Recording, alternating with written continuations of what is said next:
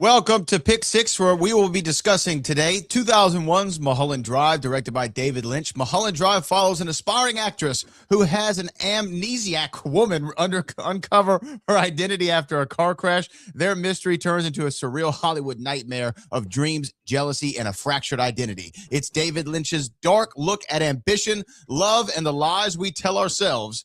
This is Mulholland Drive.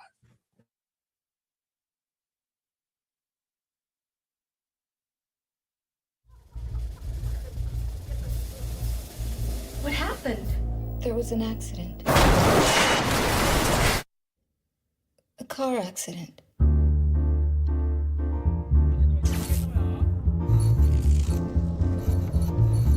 From David Lynch, the director of Twin Peaks and Blue Velvet. Could be someone's missing. The girl is missing.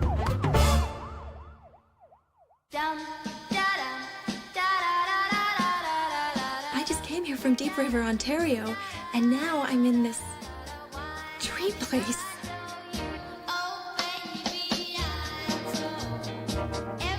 I don't know who I am. That money, you don't know where it came from. Oh, by the way, those two detectives came by again looking for you. Someone is in trouble. Something bad is happening. Now you got me scared. There is no band, and yet we hear a band. Silencio. I remember something. What is it, Rita? What is it? What do you see? Mulholland Drive. Mulholland Drive. That's where I was going.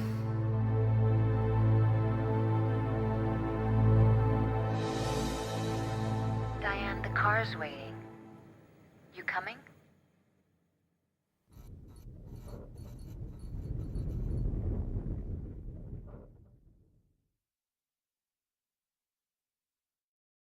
And welcome officially to Pick Six. Brad Gilmore alongside the General Jeff Smith. Jeff, how are we? Oh, man, I hate it when the trailer ruins the whole movie. Boy, does that just tell you everything in a minute and a half. It's terrible. I'm doing fine, I think, or is this a dream? It's to be discussed today as we talk about 2001's Mulholland Drive, directed by David Lynch. Now, here's the rules for people turning in for the first time. And by the way, congratulations if you're watching us live. Hi, how are you? You can put stuff in the comments if you like to. You don't have to. Don't feel compelled to. But what I was going to say is the way that Pick Six typically works, it's a movie you've seen or it's a movie I've seen. We assign it to one another. The other one hasn't seen it, and then we talk about it. This is one that you threw a curveball. After the lovely, light, fun-hearted comedic stylings of Chris Tucker and Jackie Chan, you say, you know what? You said, you know what? I want to follow this vibe. And let's go to Mulholland Drive. Yes. Okay. Why? That's a very good question. So I have only seen up until Mulholland Drive in the world of Lynch, Twin Peaks. Twin Peaks came out when I was a freshman in high school, and it was kind of a cool show to watch.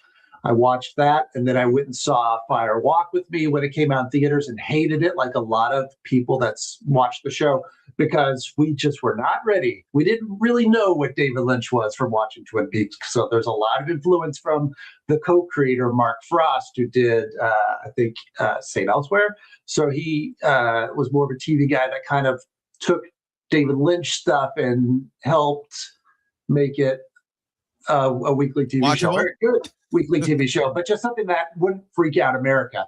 And Mark Frost had nothing to do with Fire Walk with Me, so, and it shows. So I just thought it was weird for the sake of weird. I was probably just starting film school, and so like some of the pretentious film students were into Lynch, and I dismissed it entirely because of who they were and just never saw anything.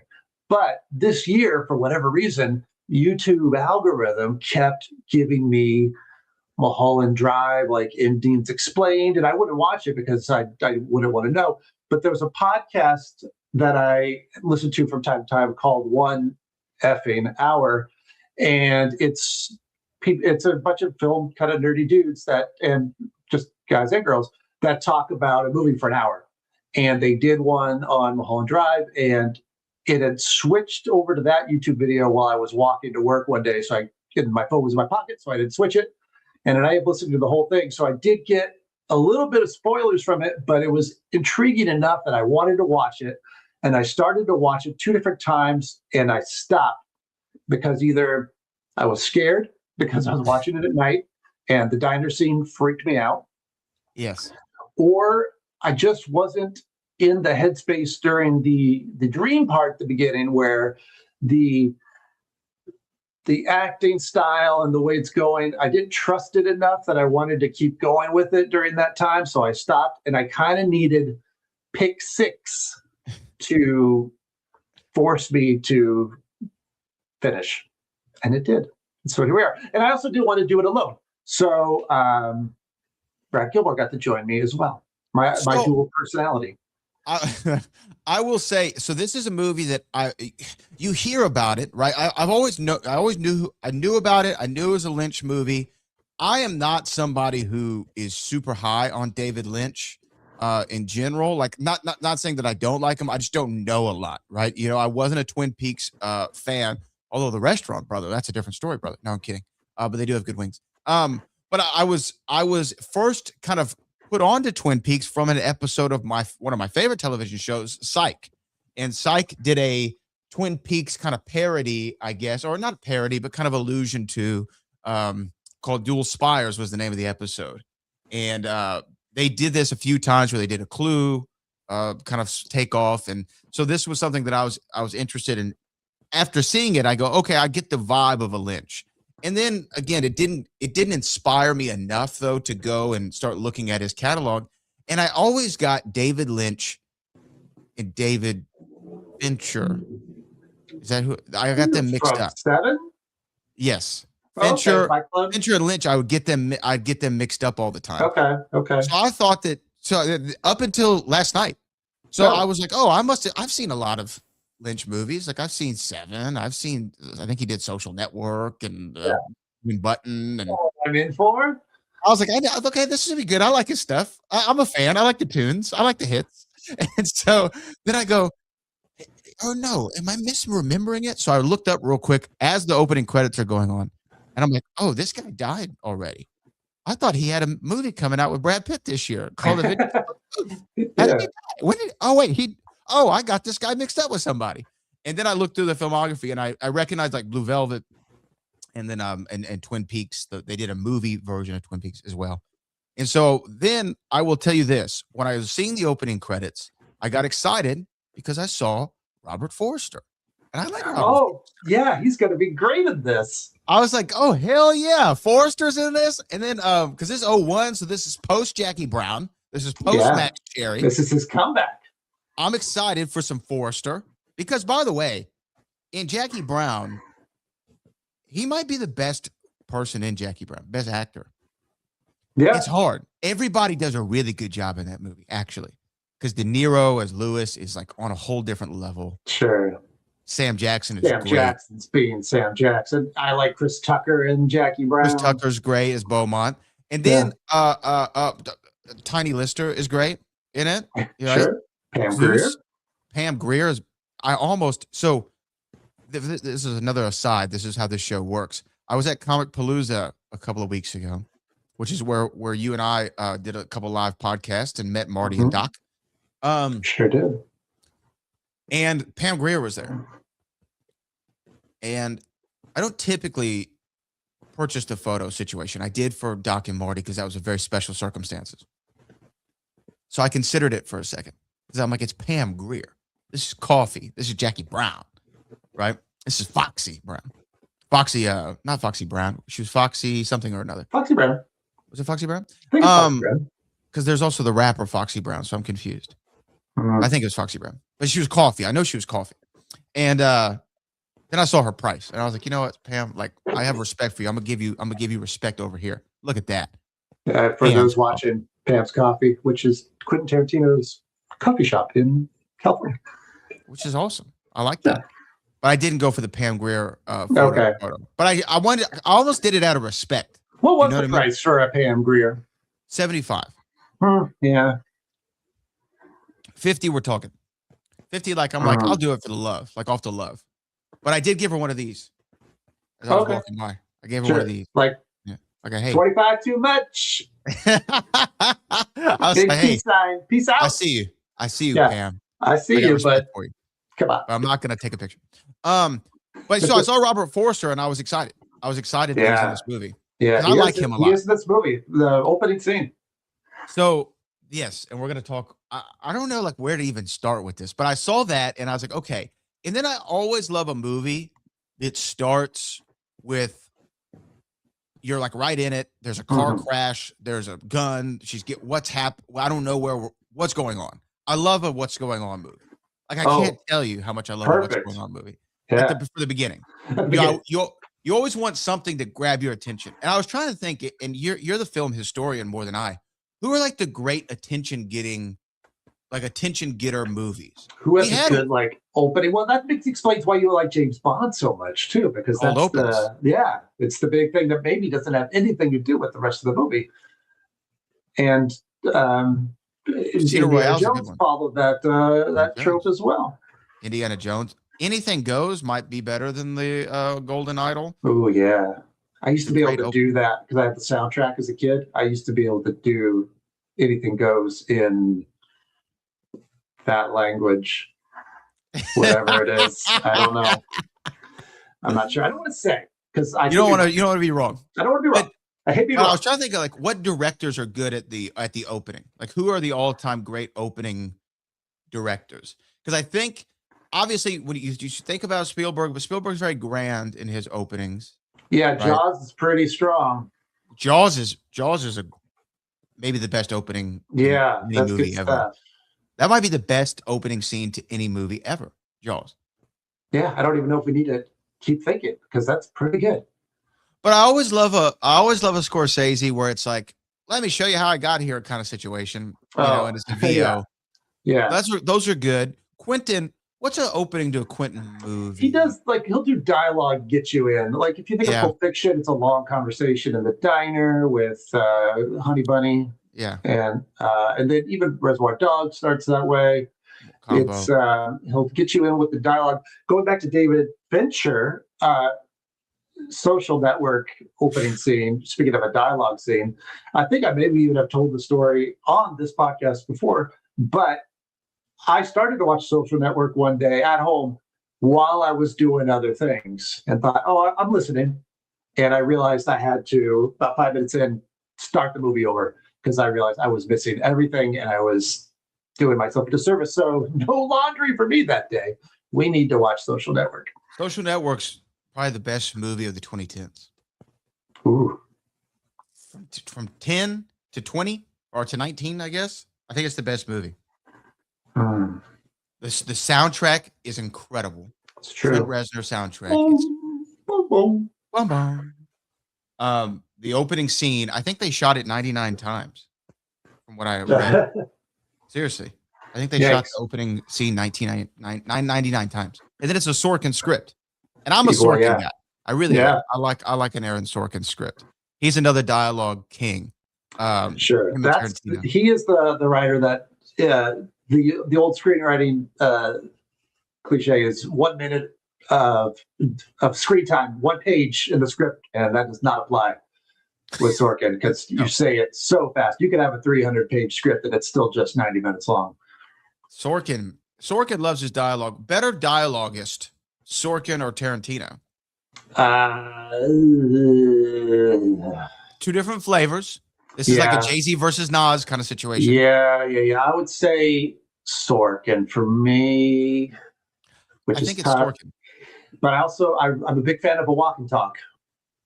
I love a walk and talk. Sorkin does a good walk and talk. Here's my thing. Sorkin's is like a really beautiful composition where you have the flutes and the horns and the strings and the brass section and the conductors really making sure it's all very rhythmic and together. And Quentin's is more very jazz. It's very jazz-like. It's like, hey, you looking for exposition? I'm not going to give it to you. Right. We're just going to talk. We're just going to chit-chat. Sorkin, he's laying pipe with the big fast dialogue, and Tarantino's like, nope, Royale with cheese. Royale with cheese, baby. I don't care what. Let's talk about the OJs. You know what I mean, and all that. So, going back to this, I love a good "what the hell happened" open, and that's what we get with this movie. There's a we don't know who she is yet, actress. We don't know really what she is, right? We just know she's a beautiful woman in the back of a limousine, and this is Laura Herring's character. Yeah. Who, I guess she's at this moment Camilla. I guess. Well, no, I guess at this moment she's Rita. This is Rita because if this is the way you follow the movie, none of this that's happening right now is real. Spoiler alert. This is all part of Diane / Betty's dream to make Rita get amnesia and need her. Mm-hmm. We don't stop here. No. So she gets into a car crash after a guy pulls a gun on her. Yeah. But he's about to silence her. He's about to silence her. Silencio. And she runs off into the woods or whatever. And this is where the movie starts. An apartment. Yeah. I was in from the first like 5 minutes. I was like, let's go. Okay. Now, your first 5 minute experience, were you right there with me? That part I'm in, and then I think the next scene is when Naomi Watts' Betty arrives at the airport. Yeah, and then with the old people, and that scene I'm kind of like, okay, we're playing it a little over the top. That's fun. All right, and then she has the scene where she gets to the apartment with Coco. That's what everybody calls her. And I'm on board for that. And then soon after that, we get to Winkies.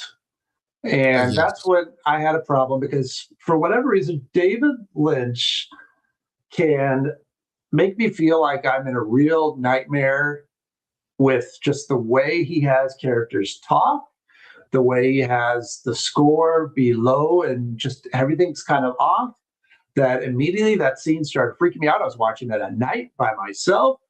And I wanted to wake up, so it stopped. And even though I mentioned I had known spoilers, so I knew there was something behind the building, but at that time I didn't want to know. So that was it. And I thought I would watch this during the day with windows open and happier times. Aren't you a horror person? Don't you like the horror? That's the thing. I can watch any movie and go to sleep to it, and it could be a horror movie, and I don't care. The only movie before this that gave me nightmares when I tried to watch it was Twin Peaks Fire Walk with Me, David Lynch. And because it's just, like I said, for whatever reason, and when he does like the flashing lights and everything, I think my personal real life nightmares are similar to what his nightmarish landscape is. So I feel like I'm there. And I went through a period where I was having nightmares. This is just me, everybody. But I was having nightmares like for years nightly. And it was just a thing. But I started to embrace them because I was so relieved when I woke up that it was not real. But as I started to watch this, I'm like, I don't want to do that on purpose. This is terrible. I'm not in the mood for that. And then I had to prep myself for it. And then, it was okay. So, the first 5 minutes are freaking me out. First 5, 10, 15 minutes. Like I'm when we get to Winkies, But when we get to Winkies, this is the first part where I go, okay, what's happening? I'm not certain I know. Because at Winkies, there's these two guys talking.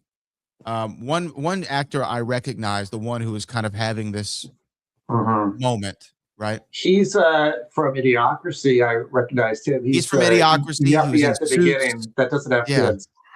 He's been in a lot. Yeah, he's been in a lot. Like he's that guy. He's who's that?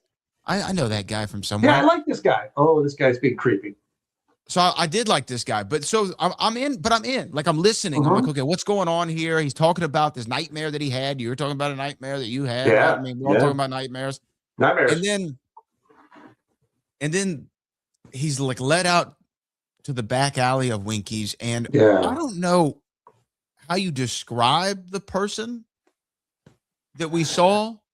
A homeless vagrant with, is it fecal matter all over their face? Is it So, yeah, it's kind of Dirt like and a grime? witch that has been pooped on, maybe, because she kind of has like a fake nose that looks like she's the actress that eventually played the nun in the Nun movies. Little fun little trivia.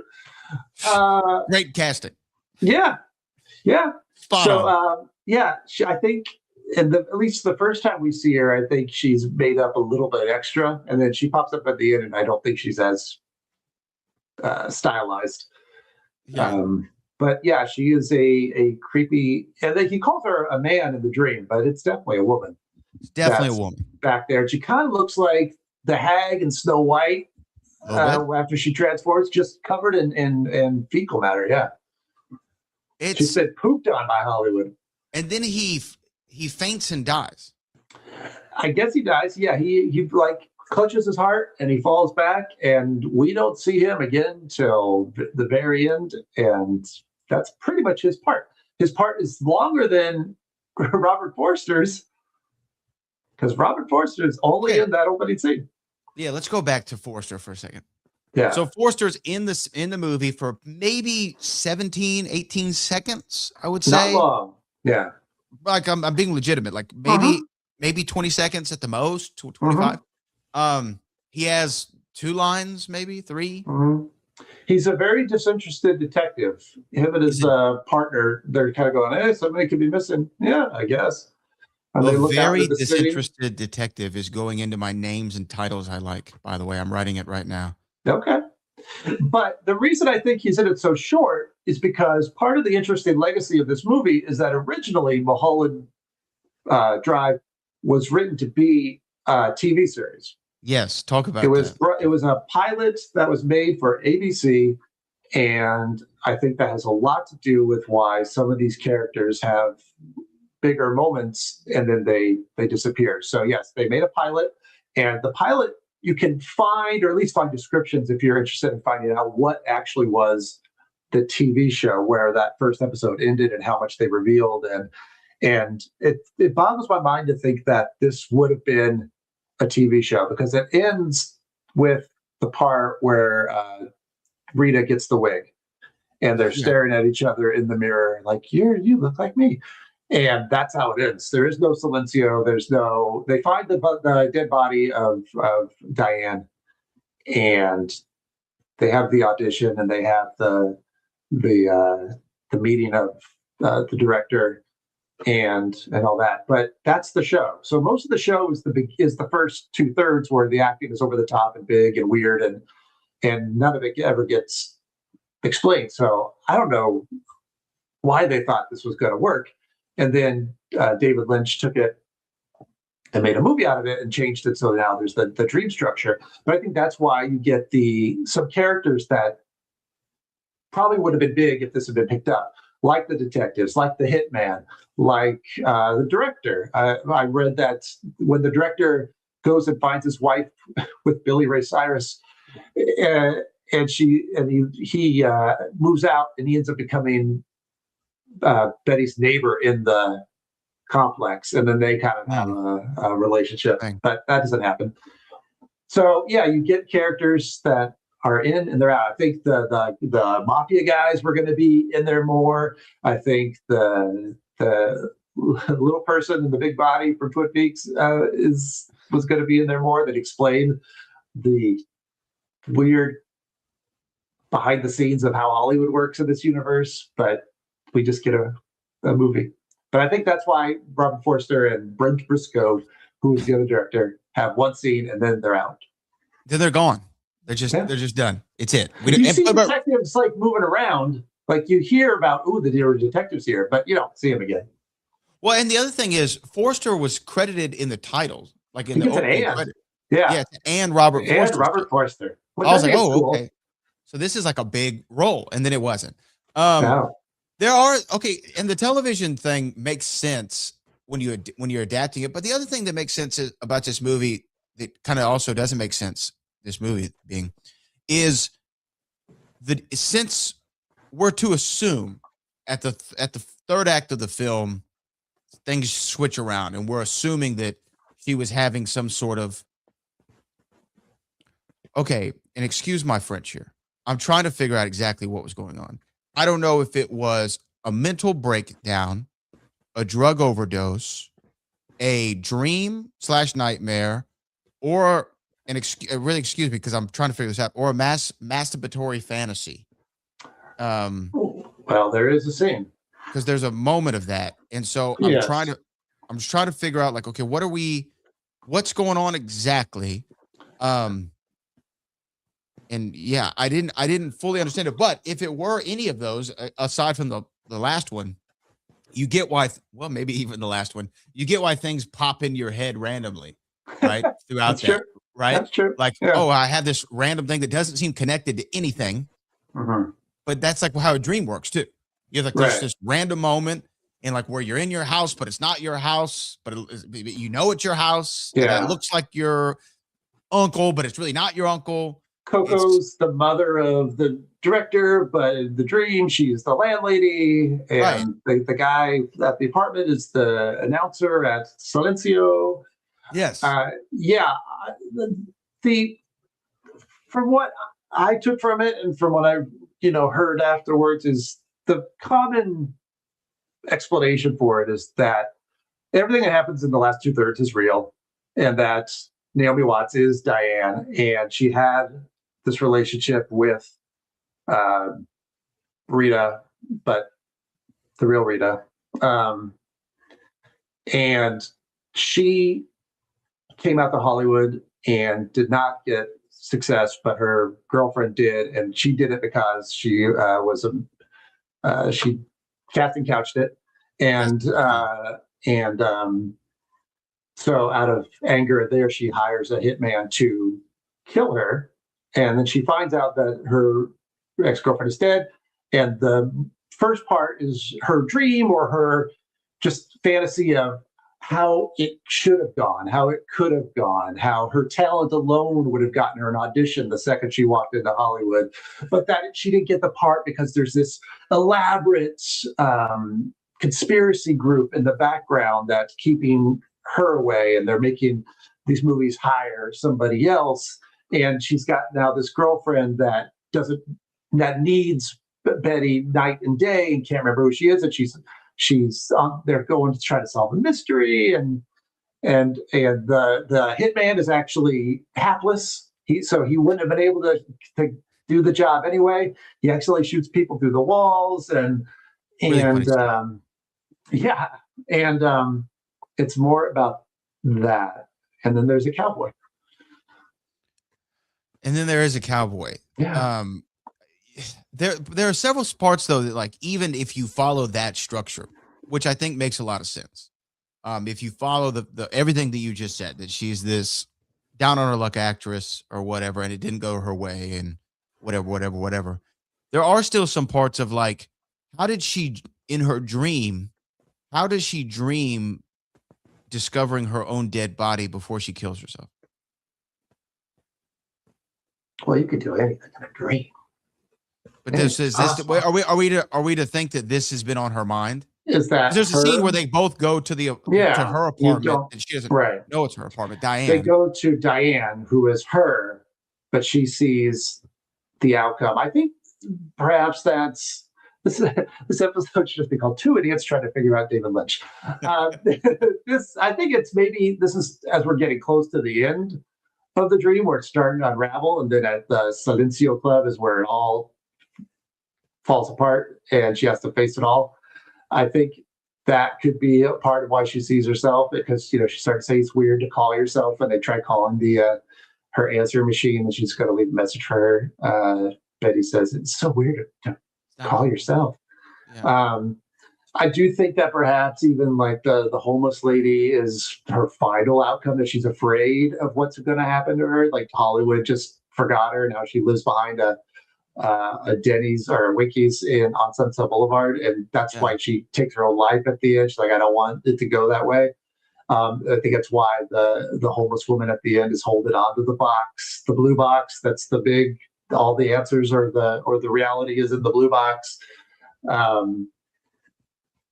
Yeah, I mean, I don't know. There's a lot. It can hurt your head. But there's a ton. it sticks with you. I'll tell you. It when I was does. done, I've been thinking about it. I watched it maybe 2 weeks ago, and I have been thinking about it probably every day since. So I will tell you, I was disturbed. I was put off. I was confused. I didn't know what the hell had just happened, but I enjoyed it thoroughly throughout. Yeah. I will even add that I was annoyed with it at the beginning, and I was because annoyed.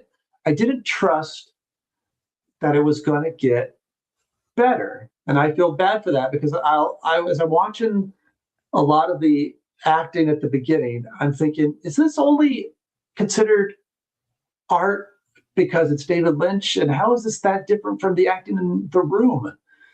This is all That's kind so of crazy. You just said The Room. Yeah, 'Cause that's what was in my mind. I was like, this that's what kind of they feels act like The like. Room. Yeah, well, Especially, I got cancer. especially the scene where she goes to do the audition. Right now, I will say Naomi Watts was a better. Like, it was weird because she was acting her ass off in the audition. Yeah, Acting as her character, but like, I don't know how to describe that. But her right. acting as the She has actress, a really good audition. she has an incredible It's audition amazing.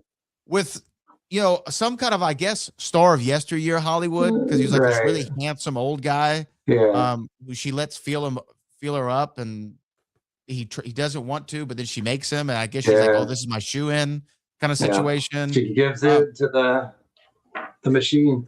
Or the she just machine. is really into the scene. I mean, yeah. Or she's just really in, because she does the best. That's the best acting in the whole movie. Yeah, before when people are going, oh, I read, Naomi Watts, she's amazing, and I'm watching, going, okay, she's playing this part, I guess, but she switches into like the greatest actress of all time. I'm like, oh my gosh, okay, yeah, okay, you're right, yeah, that's pretty good. She did. She kills it in that scene. But before we got to the audition part where she does her role, everything is very roomy. Like, it's like, hey, how are you? This is Wouldn't my that be assistant. something? Yeah, this is my other assistant. This is a casting director who's here just to watch, and then Right. it is, and then we find out the casting director was married to the producer before, but it has nothing to do with anything. So it's like, Yeah. it was very Room-ish. I had that vibe too. I felt like, oh, I'm watching kind of The Room. This is the Tommy Wiseau, Greg Sestero worst movie ever made. Yeah, maybe they were trying to do Lynch, but Tommy saw Mulholland Drive and went, the first part is what I like. What year did The Room come out? It was like 2003, maybe? It's after Before? this. It's after this, and there might be a lot of Mulholland Drive DNA Interesting. in the screenplay. 2003, right? Yeah. 2003. So come on now, you tell me Tommy Okay. Wiseau doesn't see this movie and go, I have an idea.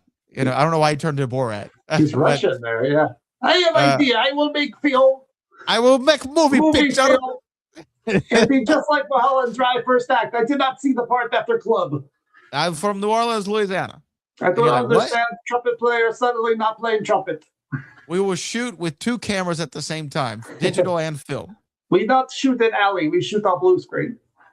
But there's an alley right here. It doesn't matter. No, it's movie. It's movie. Come on, it's movie. Come The on. Disaster Artist, by the way, great movie. Yeah. Franco did a great job. I know he's like now. I think he's coming back. He's making a comeback. Franco's making a comeback. Oh, I we just forgetting saw Franco? he's the villain in the upcoming First Blood remake. Oh. Yeah. Okay. Yeah. I know he had some stuff. But he did a great job in The Disaster Artist. It wouldn't be a pick six if we didn't have to address somebody's stuff. Somebody's stuff. We just seems And like I every didn't episode expect this it to be season. James Franco, but here we Me are. neither. Well, Where we this is got a there. Mulholland Drive is a whole movie about stuff. It is about stuff, Before right? the stuff got exposed. And to me, so that was the best acting, but I did feel like The Room. I felt like The Room, and maybe Tommy Wiseau saw this because isn't The Room based in Los Angeles or no? I filmed it in Los Angeles. They filmed in Los Angeles. Yeah. And he was taking like acting classes. That's where he met. He was taking acting. Greg, right? Greg. Yeah. So you feel some. That's an interesting thing. You see it, I'm right? gonna explore that. And it's weird that we both thought of The Room when watching this Yeah. movie, because this movie is not The Room. The Room is a bad movie. It is a bad movie. No, I almost didn't bring up that comparison because I felt guilty for doing that, but that's what I was feeling at the time. It was literally in my head too. That's so Okay. crazy. But Naomi Watts does a good job. Let's talk about Naomi Watts for a second. Mhm. What was your relationship with Naomi Watts before this movie? Before Like, watching this? when you thought of her, what came to mind? King Kong. Yeah. That's the only thing I think I remember seeing her in. Yeah, that's the only one I'm I sure remember. there's other stuff, but I never really, I didn't have a relationship with Naomi Watts, I don't think. Not that you So, would reject one either. no.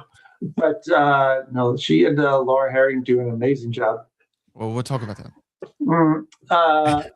And so no, but I read that her career was kind of going the same way, that she was having trouble getting work as an actress and was on her way to maybe quit the business, and then she auditioned for this and got the gig. Well, I remember her from King Kong, and she was in a movie that a lot of people didn't like, but I actually liked, J. Edgar, which was the Clint Okay. Eastwood, Leo DiCaprio movie. And then she was in Birdman. But she's a Birdman. Yeah, that's right. Yeah, she was in Birdman, and that's I kind of like where I've Birdman. seen her in. Okay. But she's like, if you look at her IMDb, she's never stopped working. She is always working on something. So yeah, Oh, she was in movie 43. Good for her. yes, Whew. and she was Everybody in. was in movie 43. She was in the new.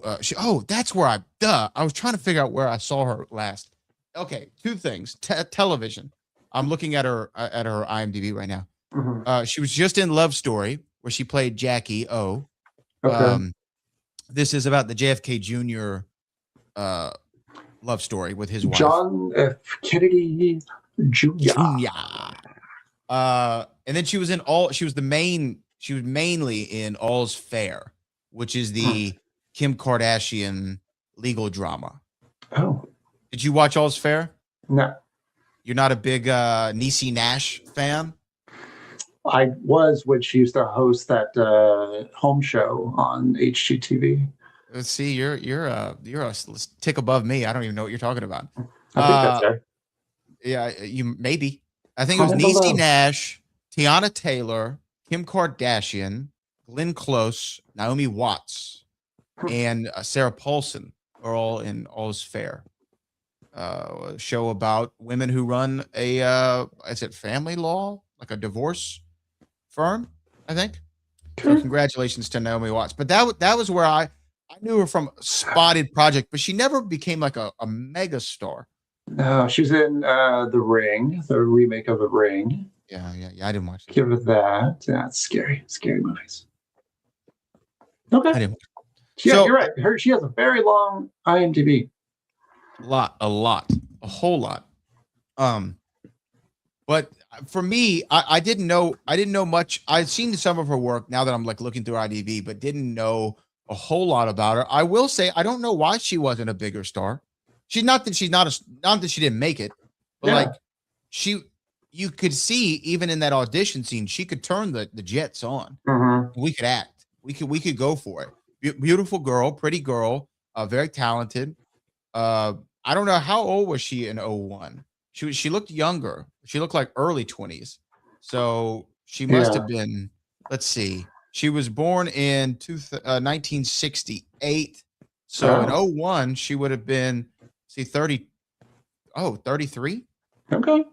So she actually looked younger. Yeah, than I that. think there was even a note from the ABC network that they thought that the two female leads were too old for the part that they wanted, and I couldn't disagree more. Yeah, no, I thought that they were perfectly cast. Mhm. And then I'm just looking Says now. for Laura two- Herring was born in 1964. Well, so she was in mid 30s. Yeah. Okay. Well, I want to get to Laura in a second, but where was it? It says that Naomi Watts was nominated for 2 Academy Awards. I'm trying to figure out for what. Was Birdman one of them? I guess maybe.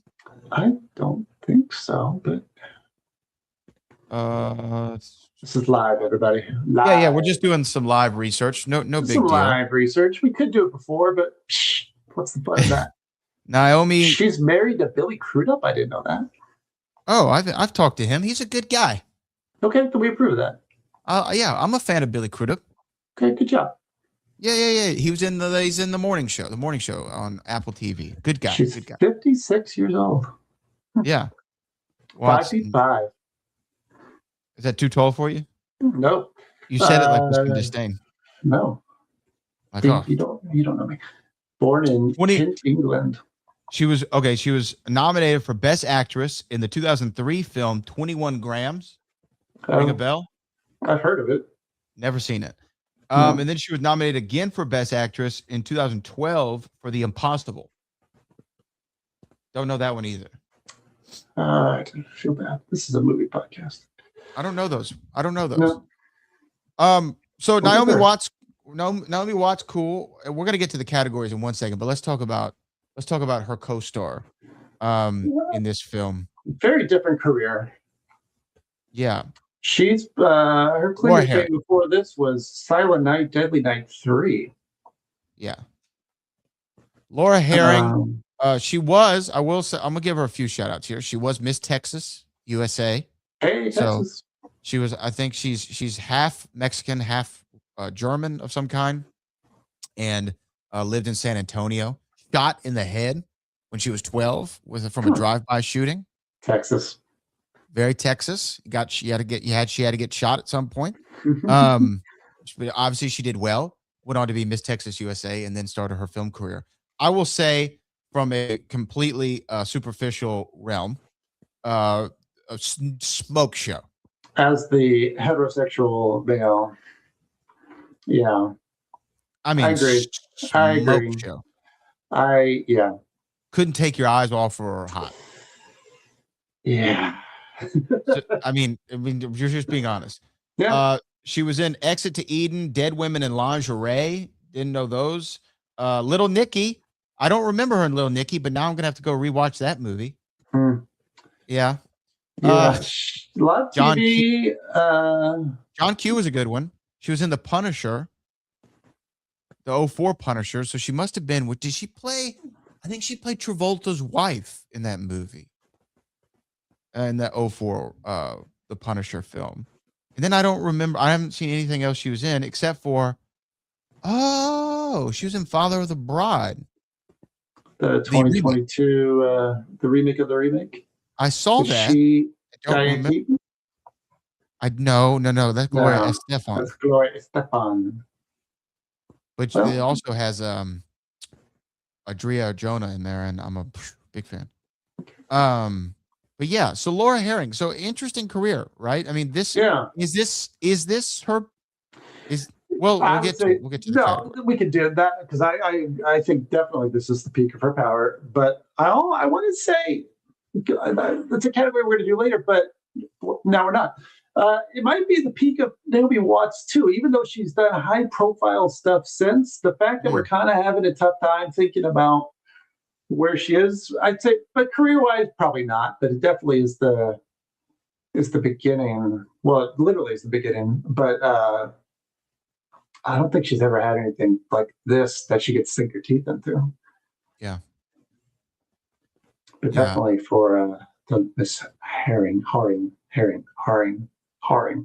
So, okay, a couple more questions about the actual movie, and then we'll get into some of the categories. Are they actually lovers? Yeah, they are. I think in the real life they were, and they both had the opportunity to get this part that they auditioned for. And Rita, what's Rita's real name? Camila. Camila did what Diane would not do. Mm-hmm. So she's now engaged to the director, and she's like kissing on that other actress at the party that she invites her to, and they're broken up now, and it's the whole reason that I think Diane wants her killed is because she's the jilted lover that just wants her to come back and it can't function without her. So much so that she has a scene where she tries to literally do something by herself and can't. finish the job. Oh, that's what that was meant to be. I know it's distracting, but I think that was the reason for it. Other than the look what she's doing. I think she's trying to be good with herself and take care of herself, and she just staring at that ceiling, and it's getting fuzzy, and she can't finish the job. She needs her partner, and her partner ain't there. So, she even hallucinates kind of when she's out of the dream that she comes back, but she's not really there. She's not there. Yeah. She comes in. Yeah, that's right. Okay. So they were real lovers. Yeah. Let's talk about Justin Theroux and the director. He's as the director. That's another element where I'm super confused as to why do we spend a lot of time with Justin Theroux? I think it's still another part of Betty's dream. She's just kind of putting it's another part of her, I believe, because it's got the cheating element to it. The Billy Ray Cyrus character that's in bed with his wife says it's just pretend like this didn't happen. It's better that way, or something like that. And then, which kind of goes later with the cowboy saying that attitude, it's all about your attitude, how you handle things. So I think it's a weird, not great advice for mental illness to, hey, if you just think positively, everything will be fine. And nobody does. But I think that has something to do with it. And that his attitude, like he could just walk away from it, but he decides to, like he ruins her jewels. And well, that's the strangest reaction to finding your wife in bed with another woman, a man. Pink paint and I'm gonna grab your jewelry box. I happen to have this really bright pink paint available, paint. And I'm just gonna pour it on your jewelry. That's how I'll get you back. All right. Yeah. Man. So I think it has something to do with that, but she also kind of needs the part of her excuse why her Hollywood dream didn't come true is more of the conspiracy. Like the director wants to hire her. They have a weird moment where they stare at each other. The only time she really sees him is that after the audition she goes and they lock eyes, and then he has to hire somebody else because the weird mafia wants this girl. And then that's kind of like reason never explained. No, but it also is, again, giving up on who you are for your dream, for your career. Like he realizes if he's going to make the movie, the rest of his crew's all been fired. If he's going to make the movie, he's got to have to sell out. And that's what fake Rita does, or real Rita does. And I think that's what Betty finally realizes she has to do at the end, because she's looking a little downtrodden in real life. So it's just another part of the Hollywood. You can come in with the best intentions and your big dreams and ideals, and it's not that nice. Well, at least the movie's not cynical, you know? No, it's like, hey, it could work out for you, but you're going to have to pay the piper. So Betty and Rita, or Diane and Camila, they're real lovers. Yeah. And Camila is just doing whatever she can to get to the top spot, even though she doesn't necessarily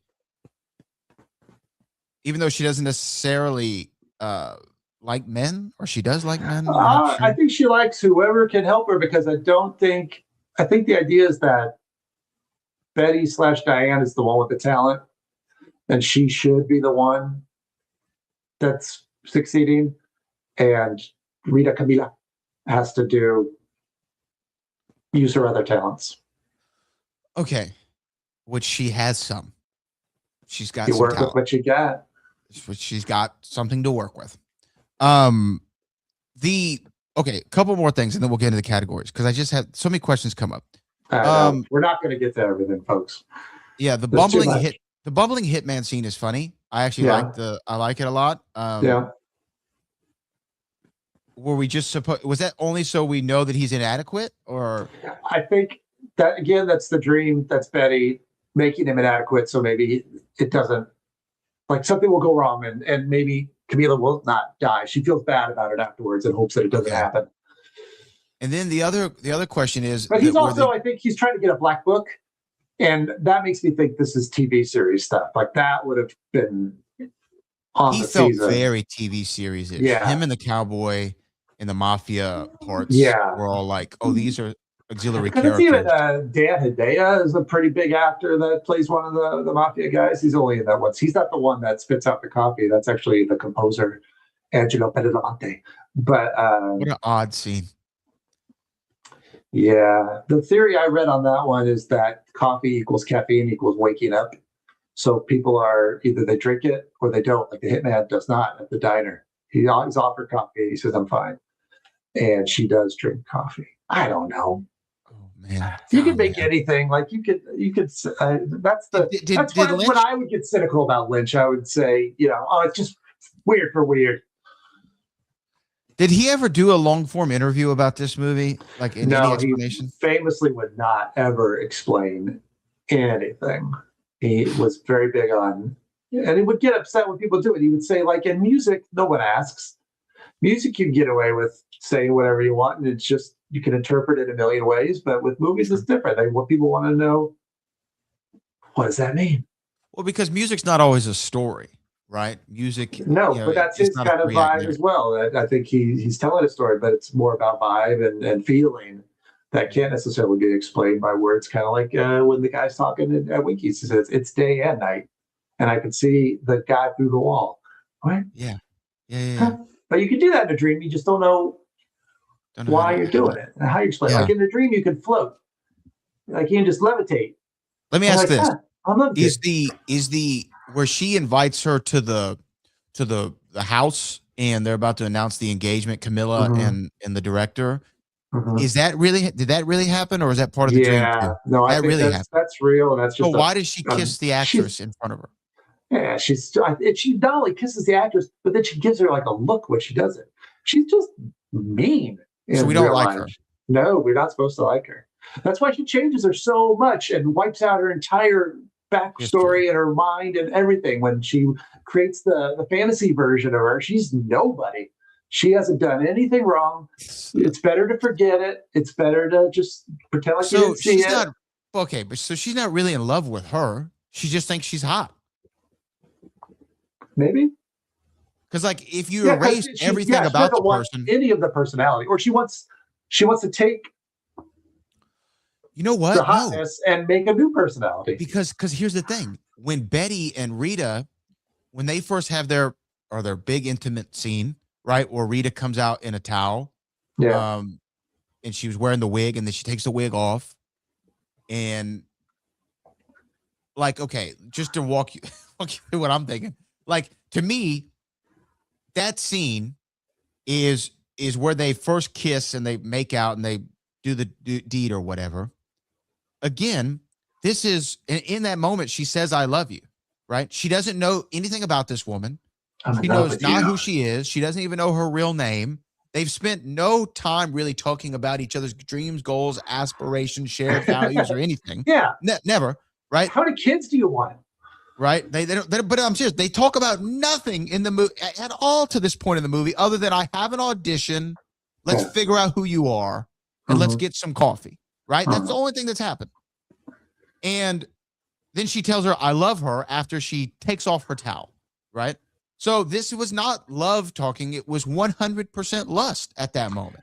Well, that was a lustful moment because David Lynch, no, I'm serious. David Lynch wanted everyone to go, we were all Betty in the moment. We want you to take the towel off, right? As the audience, like I'm serious, as the audience member, we all wanted that to happen. It happens, and they start making out and going at it. And she says, "I love you" in a moment that was not. It was completely lustful. It was a lustful moment. Like, who hasn't had the fantasy of the super hot chick comes in with a wig and then she takes? It's a James Bond moment. This happens in Diamonds Are Forever. It happens in the Diamonds Are Forever. She has a different thing, and then Tiffany Case is brunette, and then she's blonde. And Bond goes, "Weren't you a brunette when I walked in?" And she goes, "Do you have a preference?" He says, "So long as the collars and cuffs match, I don't really care," which is a crazy thing to say. And then they do the deed or whatever. But I think that she has no real attachment to Camilla or to Rita. She just thinks that she's smoking hot and she's lustful and just wants her for that, right? I mean, am I wrong? No, you're right. I would never argue with anyone that got so passionate about anything ever. Well, I'm making connections. I'm trying to connect the dots while we're talking. But is that not right? Worlds are colliding. Well, it makes sense because the fact that she, in her fantasy, makes her entire personality disappear. And her name. Yeah, she's nothing except the body. The physical. Yeah. Right? Yeah. I think she can make her whatever she wants her to be. And to me, like, okay, like, I think, seriously, though, okay, look, have we not been here? Folks, have we not been here? The girl is so hot, we're going to overlook all the red flags. Yeah. That's happened to everybody, right? Yep. Or the guy's so attractive, you look past all his red flags. Whatever your thing is, I'm just talking about from my perspective. It's like you look past the red flags because she's so attractive. Yep. And to me, that's what's happening here. Like, I'm going to, in my dream, you're idealistic. You're perfect. You have no baggage. This is the first time we meet. Like, the whole thing, right? I mean, it's the only thing I'm keeping is what you look like. It's the only thing that she keeps. It's crazy. It's crazy. Okay, let's get into the categories. Oh. My rant is over. I like it. Scene stealer. I struggled with this one.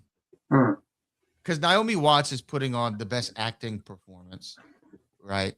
In general. Does she steal the scene? I want to give it to Laura Herring, but I feel like I have to for Naomi Watts. Yeah, I think she puts on a clinic, an acting clinic. She's really, really good. NW for the win. Is there any runner-ups? Would you put Laura as the runner-up? Do you put Justin Theroux as a runner-up? You know what? I will say Justin Theroux, because Justin Theroux, I thought, as I was watching it, and I was still confused during the dream parts, he's the only one I felt wasn't acting like in an over-the-top dream way. And in fact, he kind of has some reactions, like in the scene with the cowboy, it was like, all right, yeah, that's what I'm thinking. Like I felt like if I found myself in this real situation, everybody's talking like that, I wouldn't want to like go, why is everybody being crazy? I think I'd play along a little bit as well and go, yeah, right. It's like talking to drunk people at a bar. You go, yeah, whatever you say. So I thought he was actually quite good at grounding in it, and maybe didn't necessarily need to be that way, but he was just different than everybody else and kind of made you feel like this might be real. So I like him. And I liked him too. And one of the things that, because I do like this movie, one of the things that does bother me about a couple things that bother me about it is I was so invested in the mystery of like what's going on, and I wanted some finality to it, and I didn't get it. So it left you like, oh, but you had a great mystery going. Like, what happened? What was the car? I don't know. Talk to me. So like some of those elements that we didn't get to see come through, like even the mafia and the crazy man with the big head and all this, like I wanted to see some sort of I know that we're not getting it, and that's kind of the point of the movie or whatever, but like I did want to see, and maybe is that David Lynch's like ultimate FU to like the Hollywood in general, because he's not lampooning Hollywood, but this is a critique of Hollywood. At the very least, it's very critical of the process and actors and acting, and how money and other outside influence like comes into the artistry and forces a director to do things that he doesn't want to do. And even when he stands up on the principle of, no, I want to make the good art, they're like, well, do you really? Because we can just get rid of you too. Like you're not the machine. You're a cog in the machine. So is this like him? Is this David Lynch also saying like, because I'm critiquing the Hollywood filmmaking process so much, I'm going to also give the ultimate FU in a way to a movie in general. Like to me, this is almost an FU movie because, hey, all the things that we're invested in and like the story arc and the traditional structure, not going to let you finish it. That's not even real. And I'm committing the ultimate, like one of the ultimate screenwriting no-nos is, and it was all a dream. But doing it in a satisfying way. Elsewhere, Dallas, right? Like it's a dream. Although famously, one of David Lynch's favorite movies is Wizard of Oz, so that kind of checks. But also, I think what's interesting is I don't think David Lynch necessarily had that problem as a filmmaker in Hollywood. He pretty much got to do what he wanted to do. So maybe it's more of an outsider perspective, and it's more of a commentary of what he's seen happen to others and not necessarily himself. Because the fact that he's making that kind of statement in a movie where that is not happening, he got to cast whoever he wanted to cast. He got to do a weird ending. But it definitely is a critique on things that came to light later. Yeah. Because that casting scene is such a strange thing. It's another one of these movies where we've done this with a couple of things where when you watch it after the fact or just watch it with some years behind you go, oh my gosh, this feels different. This is our third venture, by the way, I think, into the 2000s, right? Because we did Ready to Rumble, we did Into the Blue in this movie. Mm-hmm. Yeah. The early 2000s was an interesting time. This movie came out a month after 9/11. That's weird. Whoa. It was a weird place in history to watch a weird movie. Well, was this movie a hit? No. I can't imagine it. None of his movies are. They're David Lynch movies. They're artsy. It's a very artsy. Yeah, I'm sure it was a limited release. And this is something you don't want to watch after a national tragedy. It's not an upper. No, I'd watch Rush Hour 2. Yes. Just to feel better. Oh, and Rush Hour. I forgot that. We did Rush Hour as well. So that's another 2000s. Yeah. So 4. That's not the. To me, this was not an upper at all. But okay, this next category is one I debated on, which was best cameo. Okay. There's two contenders, really, in my mind. Mm-hmm. It's either Billy Ray Cyrus or it's Robert Forster. Yeah. Who did you go with? I went with Billy Ray Cyrus only because I didn't realize, that's not Billy Ray Cyrus. That guy looks like Billy Ray Cyrus. I had to look it up after, or actually I had to look it up during because I'm one of those people. Like, oh my gosh, it is. Why is he in this? It's very strange. There's no reason. So I like that for the WTF kind of thing to it. Robert Forster is a cameo, I think, on accident. So I find that interesting as well. That they're like, well, we're not doing that story for the movie. That would have been the TV show. So, but we'll keep it. We did get Robert Forster, and we could totally cut it out because it has nothing to do with anything, but we will keep it. And I think that's kind of cool because I would have done the same thing. I would have kept it. If I had a big old actor there that just did what's needed, especially in a movie that's kind of dreamy and weird, like, yeah, of course he's in there. And everyone's going to go, what was happening with Robert Forster? Well, and so we did. do you think, and did any research of yours, did you figure out, like, was Robert Forster, were there more scenes that he filmed that didn't make it? Yes. There was another scene in the pilot, I think, so he was in the pilot? Yeah, he's in the pilot. All that's from the pilot. Wait. Hold on. I'm confused. Okay. That was actually like television, like that was already filmed before they did the movie? As a pilot. Oh, Brad Gilmore. Okay. Wait, I was confused. So, yes. well, hold on. The pilot wasn't a thing that David Lynch based this movie on. This is footage from the pilot was actually in the movie? The first, 2/3 of this movie was shot to be a pilot. It was shot for television? Yes.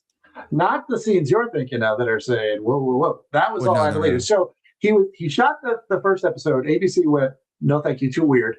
And he either bought it back or they gave it to him or whatever. And he had this show and he decided, I'm going to make a movie from this. So that's why you get scenes with characters, or you get the scene with the bumbling hitman that feel like this is a character we're going to see through a show, like an hour drama each week. We're going to check in with the hitman. We're going to check in with the cops. We're going to check in with the director. We're going to check in with the girls. And so the second scene that's in the pilot, I think shows the two detectives at a police station or something pretty typical, like trying to figure out what happened with the accident on Mulholland Drive. And that did get cut out, but he kept the scene on Mulholland Drive. Isn't that crazy? Okay. This is all like he did something with it. And he didn't really have a plan of what to do with it before. He had all this footage and went, okay, so how do I take what was going to be an ongoing show and wrap it up.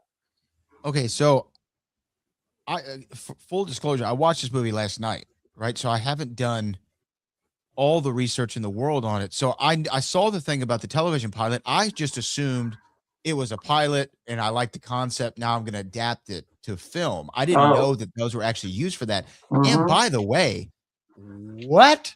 You're making this for ABC? Yeah. Yeah. What? The actual scenes you actually saw. That's what I mean. Like when I said at the top, I said, oh, how did they think this was going to be a weekly show that ABC America was going to tune into in the late 90s? The Walt Disney Company. Yeah. Was going to put this on the air? Never in a million years. And then, okay, so Forrester, okay, that makes a lot more sense now. Yeah. So Forrester was like, okay, we're shooting a pilot. So now we this got is going to go to series. Right. Okay. That makes a little bit more sense. So it was 99. So did they come back in what, I guess 2000? Yeah. So after they filmed the pilot and they weren't going to do anything with it, they destroyed the sets, they destroyed the costumes. They had to rebuild and redo everything to make it match. And if you don't know, I can't tell. Oh, I didn't know. No, I didn't. Yeah. I couldn't tell. Yeah. Before we go into the cameo, because I want to talk more about Billy Ray Cyrus. Mulholland Drive. I'm reading this. It got Best Director at Cannes for David Lynch. He got an Academy Award nomination for this movie. It actually was a moderate success, making $5 million. It was $20 million off a $15 million budget. Frequently cited as one of the greatest films of the 2000s, the 21st century, and among the best films of all time. In 2022, Sight and Sound's greatest films of all time ranked at number 8. The BBC and IndieWire named it the best film of the 21st century. The LA Critics Association listed it as the best film of the 2000s. In 2025, the New York Times ranked it number 2 on the 100 best movies of the 21st century. And The Ringer named Naomi Watts' performance as the greatest performance of the 21st century. I will say I don't agree with. I thought you were going to say the number 1 movie was The Ringer with Johnny Knoxville. No. When did we get ice cream?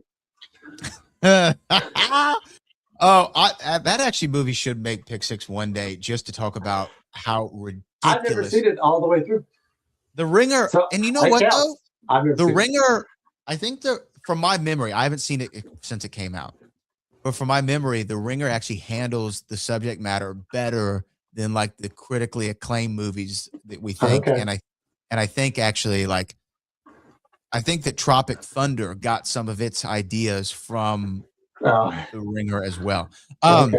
Well, back to this. That's a lot of critical praise for a movie that I would not say I agree with the majority of that, to be honest with you. And I like the movie.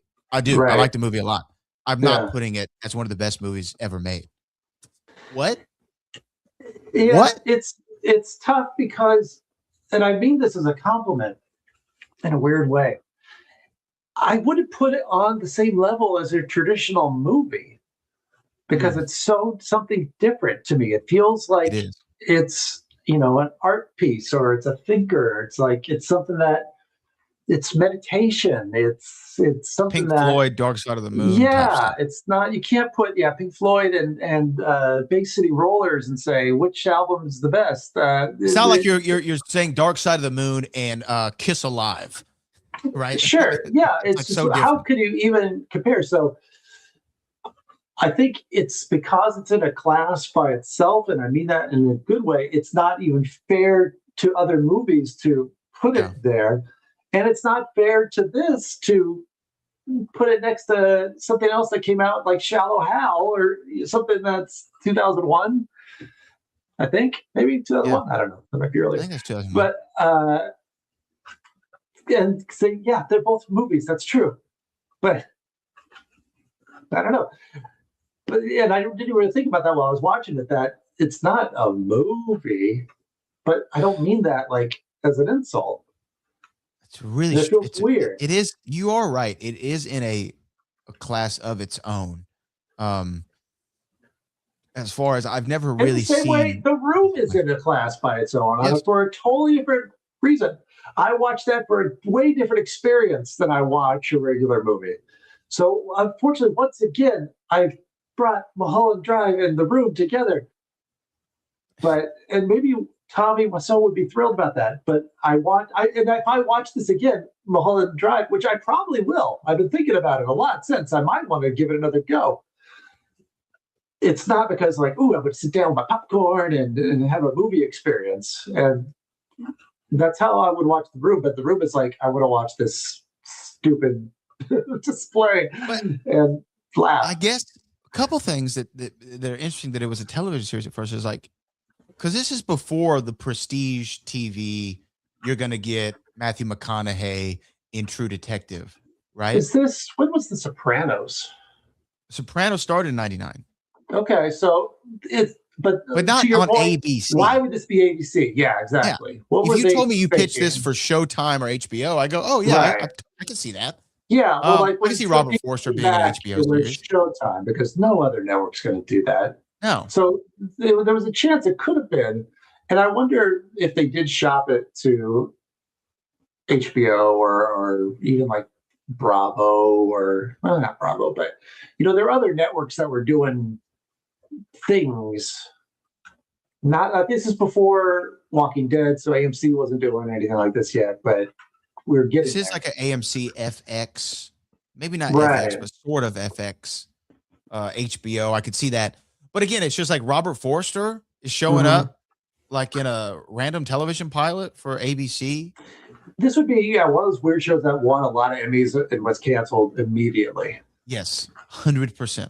This would not get a second season, and I don't even know how you would do it. I don't think they would finish the first season. It's too bizarre I'm sorry that I'm not giving America credit, but America, you've done nothing to prove me wrong. I don't think, especially in 2001, where it was, America F yeah, this is not their kind of movie. This is not America F yeah. No. Or weekly series that they're going to go, I got to get home. No, like that's what you need. Mulholland Drive is on. What were the top network shows in 2001? I mean, Friends was still on. Top network TV shows in 2001. I'm really curious as to what would have been the America F yeah of it all. But to go back to it, Billy Ray Cyrus is the cameo king of this one, and this is like almost a decade after Achy Breaky Heart, and it's his first movie role. Very weird. Okay, top 10, 2001, 2002 season. Number 10 was The Practice. Number 9 was Will and Grace. Number 8 was The West Wing. Number 7, Monday Night Football. Number 6, Survivor. Number 5, Law and Order. Number 4, Everybody Loves Raymond. Number 3, ER. Number 2, CSI. Number 1, Friends. Yeah. I think, was Frasier still on during that time? It had to be. It had to. If it was, I would think that it would be in the top. But think about those. Those are the shows. Mulholland Drive is not in there anywhere. Like that's not a show that we were watching in 2001. No, it's just not going to happen. 4 was on during that time, but that has a lot of America F yeah. Like it has some America F yeah. Do whatever you got to do to get the terrorists. Well, like, bro, like in 2001. Did you just call me bro? Yes. I don't know how I feel about that. I don't know either. But Jen, in 2001, like Who Wants to Be a Millionaire was a big show. Right. Yeah. Like that was appointment television. And that was it was on in prime time. Yeah. On ABC. Every night till everybody got sick of it. I'm just looking to see what else was like the top 30. Oh yeah, Frasier was on. That was 17. Just Shoot Me was 16. Touched by an Angel was 21. Touched by an Angel, yeah. Drew Carey was 26. Scrubs. Where in this do we see anywhere for a Mulholland Drive to be successful? Not on network TV. And to show 2001 TV, the top 30 TV shows on, all ABC, NBC, CBS. This is broadcast. One Fox, and that was Temptation Island. Oh, well, we know why that was viewed. For the same reason, there's a couple scenes in this movie.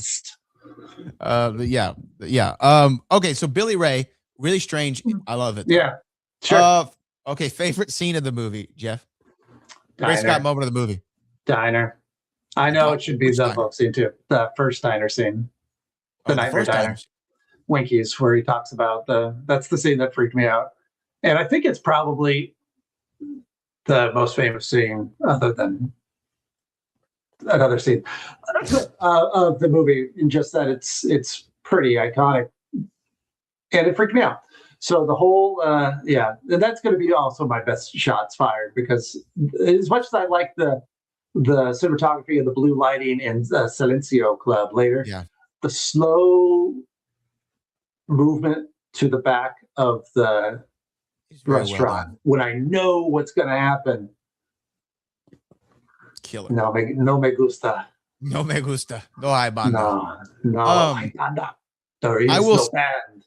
I will say that the Great Scott scene stealing trophy. Can I get a Great Scott? Scott bien. I think is Club Silencio for me. Yeah. It's so unsettling. It's so intriguing. It's so interesting. It reminded me, there was a venue we used to play in Houston called Super Happy Funland is the name of the venue. And it reminded me of Club Silencio, not in the somewhat in the creepy way. Like, it was really strangely decorated. There were oddities all over the place. The staff who ran it were not all the way there. The seating for the stage was old movie theater seats. So it reminded me a lot of Club Silencio, Super Happy Funland, R.I.P. Super Happy Funland. I was gonna say you should film something there. Yeah, that's a super cool scene, because they tell you, or the magician that's on the stage, I guess magician, says, there is no band. This is all fake. This is nothing's real. And then for me, I was fooled twice after that. Because then the trumpet player comes out, and when he stops, I'm like, whoa! But he just told you it was going to happen. And then with the amazing crying in Spanish, when she faints and the music still goes on, I'm like, what? And like, no, he told you. It's all on tape. He literally says it's all on tape. It's all fake. I would actually have bought a ticket to go see Club Silencio. Like, I was so fascinated by it. At this year's Comic-Con, there's going to be downtown San Diego, Club Silencio, and all of your reality is going to make you shake. Oh, yeah, and she's convulsing. Yeah. Because it's all falling apart. It's all falling apart. And then I even love, and maybe this is my best shot fired, really, because I love in that scene, first of all, the door to it. Like, I love walking up to Club Silencio. Notice that it's an arch, which very much looked like when they go through the Paramount. It's Paramount. They don't show Paramount, but the movie studio arch. It looks exactly the same. It's got that same kind of. They go through basically a movie studio arch, just like that, but it's to the Nightmare Club. Because it's Club Silencio. And then the shot fired, I like when we're looking at the illusionist or the host, and then you see the blue-haired woman just in the balcony area looking over it, and it's very ominous. It's very creepy. And she's kind of out of focus. You don't really see her, but you know her. You notice her. I really thought that it was unsettling, and I liked it. Yeah, there's a part 2 with him. Oh, that guy creeped me out. Where he's doing his little spiel, and he's in kind of close up, and he's going to look at the camera, but he doesn't do it right away. He's still kind of looking at it. And like, I remember I'm watching and I'm thinking, look at the camera. I know you're going to do it. I know you're going to look right at me. Let's do it. Come on. Look at me. And he finally does. But I don't even know if that was intentional, or if I'm really creating a million things. And I'm sure David Lynch, R.I.P., would be thrilled about that. That I'm talking to the screen going, I know you're going to look at me, dude. Come on. Look right at me. Look through my soul. And then he did. Yeah. Yeah. He was a interesting guy. There is no band. Well, okay. Then this gets into, let's go to most quotable moment. What's the best line of dialogue? Is no hay banda? No hay bando is good. Anything that repeats, I like. I liked We Don't Stop Here coming back. Oh, yeah. At the beginning and the end of the film. Yeah. I like This Is the Girl that comes up a couple times, and it has different meanings. Yeah. It could be, this is the girl for the part. This is the girl you're going to murder. It's good stuff. Yeah, yeah. There's a few of them. Yeah, I like Silencio because when she So wakes that up, was great too. Yeah. when Camila or Rita in the dream sequence when she wakes up, and she just keeps saying Silencio, and she's not blinking. It's so creepy.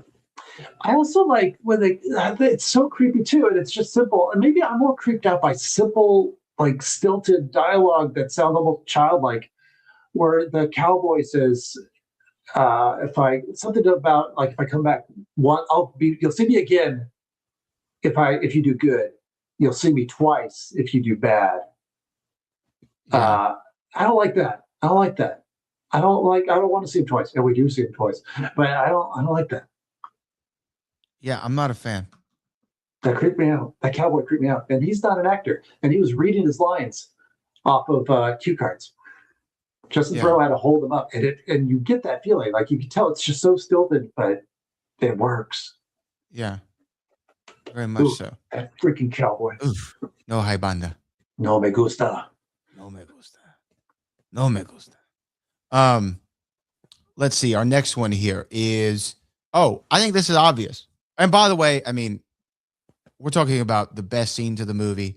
There are probably very rewatchable scenes that people have watched on the internet 1,000 times from this film. Right. Yeah. But we're talking about the ones that were most for intriguing. different reasons, yes. For different reasons. There's no mystery to that one. We get it. We get it. It's there. We understand. And you know what? We're on for the ride. We're in. We're on for the ride. We're along. Yeah. The prop shop pick, I think this is like, there's really only, I feel like one answer to this, and it's the blue box. Blue box, blue key. Yeah. Although I don't know if I want them in my home, but because it kind of freaked me out. But yeah, it's got to be. I mean, to me, maybe that is why I had the David Lynch, David Fincher mix up, because What's in the box? It's in the box the whole time. Is what I'm thinking. Yeah, I've seen some fan art as I was looking for things for when we post this, and some fan art. The whole poster is just the blue box and the blue key. That makes sense. And if you know it, you know it. Makes sense. I'm in for it. Next category, I don't even see how we could do in a movie like this. It's plot hole parade, and you could say it's all or none. You can do whatever you want. Well, again, and I was thinking about it because at first I thought, you know what? I thought I had figured one out in the shower this morning. I thought I had figured out it was the cowboy at first, but I'm wrong. Okay. I'm wrong. But I thought it was the cowboy because the cowboy he tells Justin Theroux, if you do the right thing, or if you do it right, you'll see me once. You'll see me one more time. If you don't do the right thing, you'll see me 2 more times. And then I don't remember ever seeing him again, but you do see him 2 more times in the movie. Yeah, you see once at the party. And the party, yeah. And so I was like, okay, that actually he held up to his end of the bargain. But then I thought, did Justin Theroux's character not do the right thing? And then it was, wait a minute, this is really Naomi Watts was the one to cast, and so you got it. Oh, that's my gosh, the movie is good. It is a good movie. I'm talking myself more into it. Yeah, because I did like it. The more you think about it, and I've been looking forward to having this conversation since I watched it because I knew it was going to get intense. It's interesting. It's a really interesting film. It makes it very hard to do these Pick 6 categories because when you say things like we have the categories of what happens the next day and it's like nothing. That's really what I wrote down. I wrote down nothing. Everybody's dead, or I guess they're not. But there's no first movie if they're not. Okay, but here's the other thing: was this just going to be one season of television? Well, that's it, and that's one of our other categories is can you turn this into a series?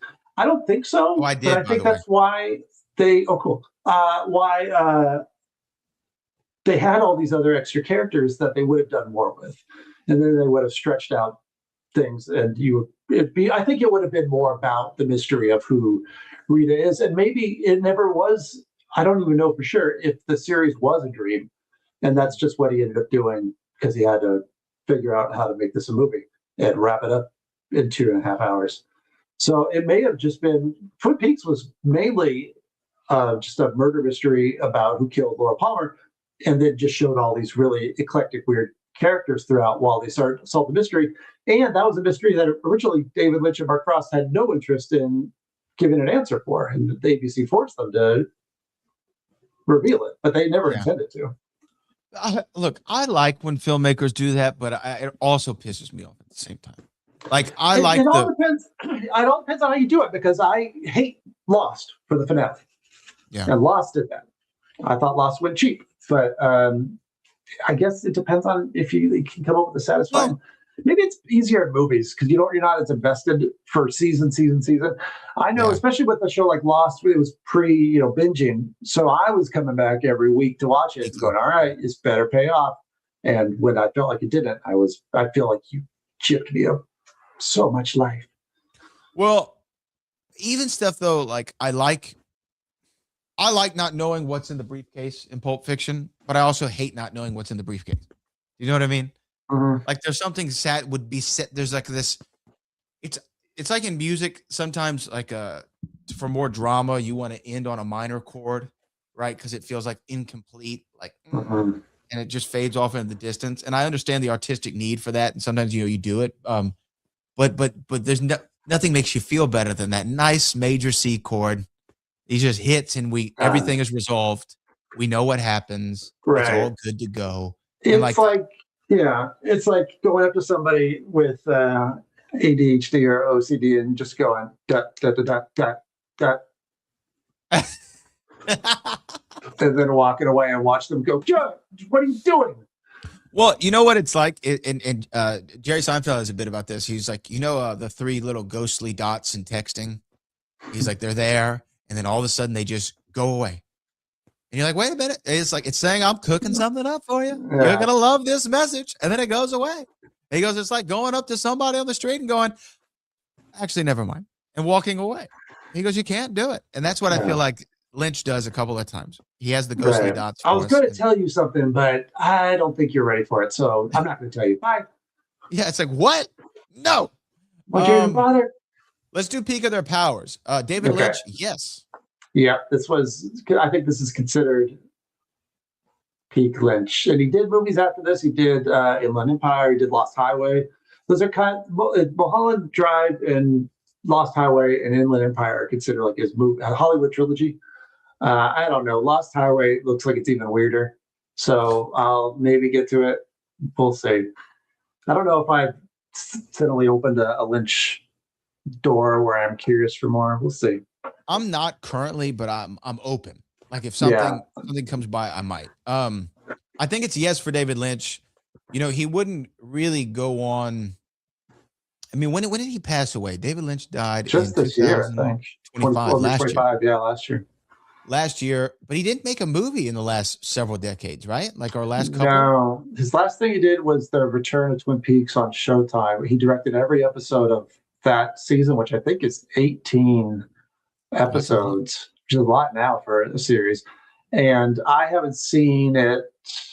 I've seen clips of it, but I haven't seen it. But from what I've heard about it, it's very David Lynch. Is that good or bad? If you like David Lynch, it's great. If you like David Lynch, it's great. Yeah. Because I'm looking like he did Elephant Man, Dune. Well, Dune is one we should bring up. Right? He did the Dune was his attempt to go mainstream, and it was a huge flop. Yeah. But then they since have remade Dune into a trilogy that has been massively successful. Yeah. He was even talked about for a while, I think. I don't know how much of the conversation or how far the conversation went, but with directing Return of the Jedi, which I can only imagine what a David Lynch Star Wars movie would look like. Can you imagine what the Tatooine Jabba's palace would have been like? Well, it's like sometimes you hear remember, I think Tarantino wanted to do a Star Trek movie and a James Bond movie, and you just can't see how that would even work. And but you want to see it. But you're curious as hell. Yeah. You're curious as hell. Man, can you imagine Daniel Craig, Quentin Tarantino Bond offshoot? Oh, like they would do a Never Say Never Again. Like a Never Say Never Again. Yeah. That would be nuts. That'd be cool. It's kind of like non-canon. Yeah, let him have fun with it. It's crazy. It's over the top. Mhm. Now that I could actually talk myself into. The last movie he did was Inland Empire. Okay. Laura Dern, Jeremy Irons, another Justin Theroux, Harry Dean Stanton. You know, pretty good cast. Mhm. Didn't make any money, but you know. So this is peak of his powers. Yeah. For sure. Or would Twin Peaks be? No, I'd say this. No, I think this was it. Twin Peaks was a continuation of the show, but I think for cinema, the fact that this is held up as one of the, by so many critics, as one of the greatest movies of the 21st century, that's pretty good. Get this though, 15 Academy Award nominations for David Lynch, never won one. Wow. 8 nominations just for The Elephant Man alone. Mm. And then 1 for Dune, 1 for Blue Velvet, 1 for Wild at Heart, 1 for The Straight Story, and 1 for Mulholland Drive. Do you know who produced The Elephant Man? Ooh, good question. No, who? Mel Brooks. Mel Brooks produced The Mel Elephant Man? Brooks. Interesting. It is not a comedy. It's not a comedy at all. The Elephant Man was actually a pretty big hit for its time, wasn't it? Yeah. Yeah. I haven't seen it, but I've never seen it. I think that probably would be one of his most famous movies to the world. Let's see. Nominated. Well, he was just the film was nominated for 8 Academy Awards, it looks like, but not him. But best score, best editing, best costume, best art direction, best adapted screenplay, best actor, best director, and best picture. Won none of them though. But very highly, and that was his first film, I think. So no, Eraserhead is his first film. Eraserhead's his first film. Okay. My bad. But we still say peak of his powers. Naomi Watts, peak. I think peak. Or was peak in a weird way. I mean, she's had a career after that, but this was, I don't know. This is, again, this movie breaks all the rules, including the Pick Six rules. So it's definitely career defining. I'd say peak for Laura Herring. Yeah, for sure. And then for Justin Theroux, she had done more. I'm surprised that that didn't pan out into more non-weird horror movie things. Yeah, great. I mean, she had some really great moments in this movie. She had some great acting moments in this movie, and yeah, I'm surprised she didn't go on to do like bigger things. She was just kind of always a side character in everything she did after that. But she's wonderfully talented in the movie. Justin Theroux, I'd say no. No. I mean, Justin Theroux went and did like a lot of stuff after this. So Zoolander. He's in Zoolander. He's in Charlie Angels. He was in Miami Vice. He did Bumblebee, which is a Transformers movie. He was in the Beetlejuice sequel. Okay. He is on the Netflix show that I like, Running Point. He's really funny on that. Let's look at his thing here. Oh yeah, boom. Okay, so he does American Psycho, Mulholland Drive, Zoolander, Charlie's Angels. I'm trying to think of movies that we've seen. Miami Vice, Inland Empire, which we just talked about. Oh, he's in Tropic Thunder as a cameo. Okay. Megamind. He was a writer on Iron Man 2. That's interesting. Did not know that. He was in Your Highness, Rock of Ages, Wanderlust, Zoolander 2, Girl on the Train, the Lego Ninjago movie, Star Wars Last Jedi he's in. Yeah. Joker he was in a cameo, though. And then Beetlejuice, and did a lot of TV. Ton of TV. So, yeah, I'd say no. I'd say right? no. Yep. Yeah. So, Justin Theroux, no. Robert Forster, no. No. Do you think peak of his power? I think he's the type of actor that had a couple peaks, but he had a couple peaks. Jackie Brown, I'd say Jackie Brown's it. Yeah. Yeah. For all the reasons that you mentioned earlier. Yeah, Jackie Brown's great, and he's the best thing in it, in my opinion. Is there anyone else we should look at for peak? No, I mean not really. No, I think that covers the gambit there. So is there anything in the Is This True trivia that you found interesting other than this was going to be a screenplay? I mean, a television series at first? That's pretty different. That's definitely a different angle to it. I mean, I actually appreciate it more knowing that Same. he did that. He was able to take it and go, not so fast, ABC, and make it a movie that is kind of like Hollywood doesn't know what it's doing. Yeah. And to that point, this. But it's still, as we've said a few times, how on earth was this even considered? And give him the money to film it. Yeah. Yeah, I know. It's insane. And I mean, that is a compliment. Insane. It's about dreams. That's my David Lynch. Dreams. I think when I've seen interviews with David Lynch, I think David Lynch is a very smart guy and a very talented guy, or was. And I don't think I would want to hang out with him because he's just too. But dreams. I love dreams. Like, all right. Very dream. That's We get cool. it, bro. Yeah, Dreams are cool. You love dreams. We all love We dreams. all Sometimes. dream. We have them. Sometimes we don't want them. But there's a lot of people that I've seen that are famous that in interviews like, oh, I really like your movie, but I don't want it. I don't think I can pretend to be that nice for that long. Let's see. You do it all the time, Brad Gilmore. You interview do. these people and you make them feel like they're top of the world. Top of the morning. That's your talent. Sequel. I would like a sequel about the cowboy. Ooh, a cowboy story. Let's just have the cowboy, and he's like this weird Hollywood fixer. The cowboy of Mulholland Drive. The cowboy of Mulholland Drive. And here was my idea for. We do sequel, prequel, prestige TV. This was my layout for the 8 episodes that were going to come to Netflix. Right. Episode 1 is the crash. Right. Okay. Episode 2 is Betty. Episode 3, search. A whole for episode Rita. is the crash. That's a long crash. Well, no. It's like the crash into the amnesia, into she Okay. goes into the apartment. I'd be up for a 30-minute crash scene. I mean, hell, we could do it. More Robert Yeah. Forster. Yeah. Just Then at the end. 3 is the search for Rita. Episode 4 is the Hollywood Games. Mhm. Then we get a whole episode on the cowboy and the hitman. Mhm. Episode 6 is Club Silencio. Episode 7 is something about Diane. And then episode 8, the blue box opens. There you go. That's all I have. That's my 8. That's my 8 I like it. episodes. I like it. They do a Okay. remake? They could do a remake. They could do could they do a remake? Who stars in the remake? Ooh. Who directs it? Sydney Sweeney directs it. She is not in it. You know what? You would do. Who would be in the Mulholland Drive remake? That's a Why don't we hard do one. a gender swap? You want to gender swap it? Yeah. Two dudes. Okay. Okay. So for the director, we want who did Little Women? Judy Greer. No. No, Go ahead. who did Little Women? And she did Barbie. No, those the same people. Did I mix them up? Oh. That's terrible. Why would you say that?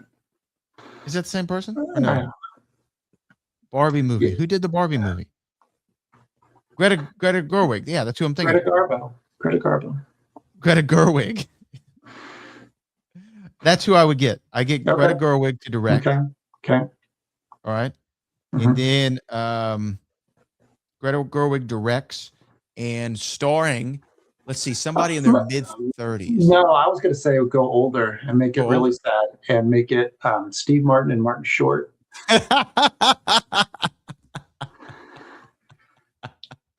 And then the director can be Selena Gomez, Yes. like in the movie. Yeah. The movie director. Like on Justin the- Gro's yeah. character. Yeah. I like it. It's a weird turn on Only Murders in the Building. We really screwed that one up, didn't we? I beg to differ. So okay. This is how it could have happened, but what about this? Do you have something for this? She never has a dream. It's just a one linear story. I would like a linear story that ends on a major C chord. So I just know what happens. I just want to know what happened. I Yeah. want to see the mystery. It's the dumb guy version. Yeah. Did you get a racehorse name out of this one? Sure. You could do There Is No Band, No Hay Banda. You could do Silencio. You could do "This Is the Girl." Basically, The any Blue of Box. the quotes, those blue box sound like "This is the girl coming in at number one." The cowboy. No. Ooh, cowboy, or Pink jewelry. crazy old people smiling in a cab. I like it. Roll I up think the I'm gonna top. go with. I think I'm gonna go with painted pink jewelry. Ooh, pink jewels. Pink jewels. That's the name of the racehorse. And Billy Ray Cyrus, question mark. Billy Ray Cyrus question mark. All right, replace with a Tim. Tim Curry, Tim Meadows, Tim Robbins, Timothy Chalamet. What do you got? Who do you Any put of them as the cowboy, but probably Tim Curry would be a creepy. Actually, Tim Curry could be a creepy anybody. Ooh, no, I'm getting Tim Curry as the Club Silencio host. Ooh, yeah. There is no band. Yeah, there is no bottom. I can't do it. But yes, absolutely. And can I? But yeah, he'd be great. And actually, and I say this with 100% respect, he could do that now, even in a wheelchair, would be fine. It would be fine. Except he'd have to get up at the end of the scene because everything is phony. So And he he's going to walks have to around. start doing some physical therapy if he wants PT. this job. Well, I mean, you're right though. He could do it, or he could even play the weird big-headed guy, mafia guy. Yeah. You know, That's true. Tim Curry in it. You could put Chalamet in here too. Chalamet could be the director. Yeah.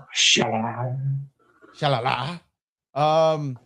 Let's see. I think that we've done most of these. Yeah. Am I forgetting a category? We had best song title based on dialogue, but I think yes. those are the same as the horse, Hi, to Banda be honest. Silencio. This yeah. is the girl. Yeah. Who won the movie? Who won I'm gonna the go home and movie? sleep with my wife award for who won the movie. The lady in the back of the restaurant. She The wins. nun. The nun. None. Mhm. I said David Lynch won the movie, right? Yeah, he got to do what he wanted. He got to take scraps that ABC left behind Yeah. and say not so fast, and made it what some consider one of the best movies, the number 2 movie, and made us wonder, made me talk to my TV, made us wonder what's all that stuff on the lady's face behind Winkies. Yes, I think we know. Boop. I will say final critique is this is a movie that you should absolutely watch. You should it's one of the, I think that I put it on you should watch this before you should if you like movies, you should watch this movie list, which is a greatly titled list. Yeah, but if that rolls off the tongue too. This is it's like this is a movie you should watch maybe after you die. Some people say watch movies before you die. I would save this because then you're already probably in a weird place anyway. It might make sense. This movie does feel remnant of like the 90s indie film boom, right? Of like, we're going to make something really, really weird, very thinky, very art piece-ish, and create conversation about it. And hell, like we've been talking for quite a while about this movie. And I we've think only scraped the surface. I mean, there's a lot here. It's a very dense film. There's a lot of characters that we can't even get to or really discuss and talk about their meanings. But I think that this is a movie that is definitely worth watching. I'm glad that I did it. Had it not been for this podcast and your suggestion, I would have never watched this movie. It would have been a skip past. I've heard of it. It was always something you heard about. It was referenced in songs. I've heard it in television shows before, but I never stopped to think about it. Yeah, it's one of those that you hear and you know it and you know it's probably great, but there's some that just in your mind you think, well, but I'm never going to see it. Right. I'm not going to watch it. But there's no reason you shouldn't. Like, wait, what are you doing? There's times, well, you don't have this experience because you're always go, go, go, 90 miles an hour, 24 hours a day. But people like me that sometimes find yourself sitting on a couch, think, what am I doing? I could watch this, or I could enrich my film knowledge and watch Mulholland Drive. Yeah. Or watch Little Nicky again. Or watch Little Nicky again if you want to see her, if you want to see Laura Herring, which who doesn't? Well, I will say, final recommendation is you should definitely watch this movie. And Jeff, I'm glad that you picked it. Yeah, I agree. We both hadn't seen it. That's bizarre. It's not too bad again, though. It's weird. So it's interesting that you say that because this is the time of the show where we pick the next pick, and it's your turn. It's my turn, and I'm going to break tradition a little bit. Oh, we're just breaking You all the broke rules. tradition. Yeah. But I'm going to break tradition. But before I break the tradition, I will tell you what my next film is going to be, my next pick, and I'm going to show you the trailer for it. Okay. You ready? Yep. Here is my next pick for pick 6.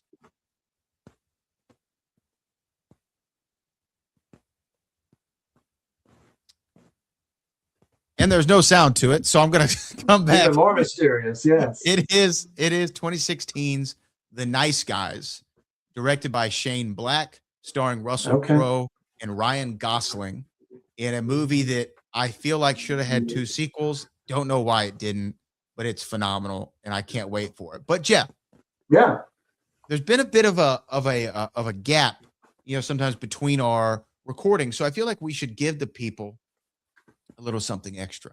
Oh, and so let me look around. What do I got? And so I don't have anything. This is where we're breaking tradition. And you have no idea what's about to happen. No, I usually don't. Tradition is about to be broken in 3, 2. Jeff, Brad, it's Laker Jim from Laker Jim's Flexcast. I can't believe you guys picked up on me because I've been on hold since minute 68 of Clue the Movie Podcast. I thought at some point you were going to tap me back in, but you didn't. No big deal. Anyway, I've been in the Gilmore Zoom green room listening to the last season and a half of Pick 6, and I've been loving it. But I can't believe today you broke the only rule of Pick 6, and that's that somebody had to have seen the movie.